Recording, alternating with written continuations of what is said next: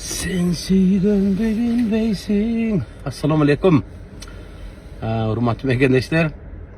2 günden beri sosyal tarmakta bir bizim Жалал-Абад şaharının merinin bir intervyusu, Ыдырыс Исаков берген intervyusu boyunca aybay talkı bolуп атты мындай. 180 ming degendi, 180 milyon da adашып айтып коюптур да.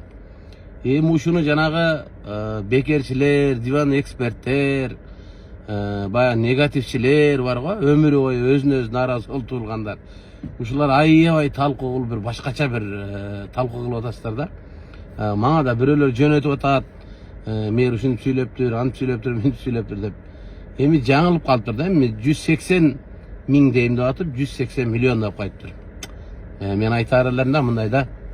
Ар бир адамды сынгалардан мурда анын жашаган эмгектерин мындай байкап коюшубуз керек да. Мен көптөн бери Жалал-Абадка келе элем. Мен өзүм Жалал-Абадтан болом. Мен келгениме 2 күн болду. Жалал-Абадта аябай сонун иштер болуп аттыр. Мыкты иштер болуп аттыр, өнүгүү болуп аттыр. Өзгөрлөр бир топ көпкен.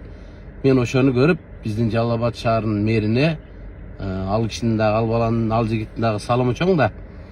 Мен аябай ыраазы болдум. Ошо Эрнест Ромоков деген жигитке. Мен таң калган жерим, учурунда бирөөлөр бизди койсуңар, малсыңар десе дагы унчукпай оозубузга талкан салып келгенбиз да. Эми жакшынакай иш алып барып аткан жигит, өзүнүн эмгеги ишине тың болуп иштеп аткан жигит 180 миллионду 180 миңди 180 миллион деп айтып койсо, мына мен да адаштым деп айтып койсо, эми ушундан айланайын жөн эле саясат жасап башкача болуп атасыздар да.